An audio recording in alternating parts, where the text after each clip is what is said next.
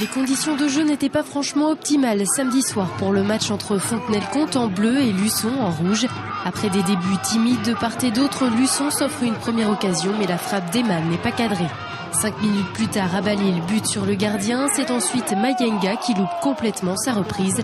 Les Fontenaisiens, eux, ne manquent pas leur première occasion franche avec ce but de Mornay à la 23e. Sur ce coup franc de sec, Luçon est tout près de revenir, mais le gardien Aber veille au grain. À la 35e, une erreur de défense luçonnaise permet aux Fontenaisiens d'avoir un temps d'avance. Garo sert Diallo qui n'a plus qu'à conclure 2-0 pour Fontenay. Les locaux, eux, manquent toujours de réussite et c'est sur ce score de 2-0 que l'arbitre siffle la mi-temps. Match très plaisant, mais on a des occasions et on les met pas dedans.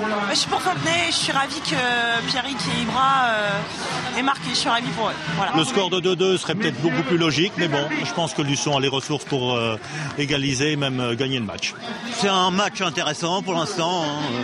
On verra bien maintenant la deuxième mi-temps, comment ça se passe, quoi. Je trouve qu'on n'est pas malheureux sur le score.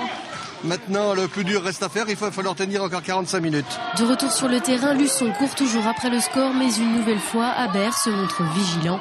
En confiance, les joueurs de Fontenay vont même inscrire un 3e but.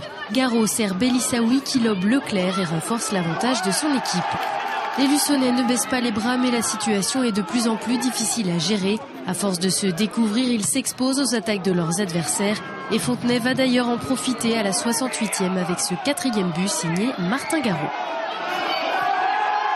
Il faut attendre la 73e minute de jeu pour que Luçon débloque son compteur avec cette tête de Nialeko. En fin de match, le gardien fontenaisien Aber commet une faute sur Germain. L'arbitre désigne le point de pénalty. Ange Nialeko se charge de le transformer, mais il est trop tard. Score final 4-2 pour Fontenay.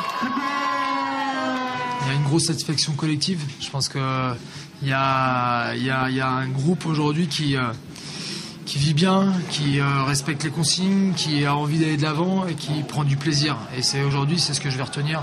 Je pense que on sent les joueurs très concernés, présents et avec énormément d'envie. Sur la physiologie du match, je trouve que c'est dur. Je trouve que c'est dur pour l'équipe. Moi, j'ai vu un bon match de football, un bon match de CFA. Maintenant avec une réussite optimale pour cette équipe de Fontenay. Bon, je tiens à féliciter quand même, mais c'est vrai que je trouve que le score est quand même assez sévère et pas forcément logique. Maintenant, voilà, c'est ma façon de voir les choses, mais déçu pour les garçons. Ouais. Les Luçonnais vont vite devoir digérer cette défaite pour se concentrer sur la réception de Viry-Châtillon mercredi. Viry-Châtillon qui sera aussi le prochain adversaire de Fontenay le 16 février.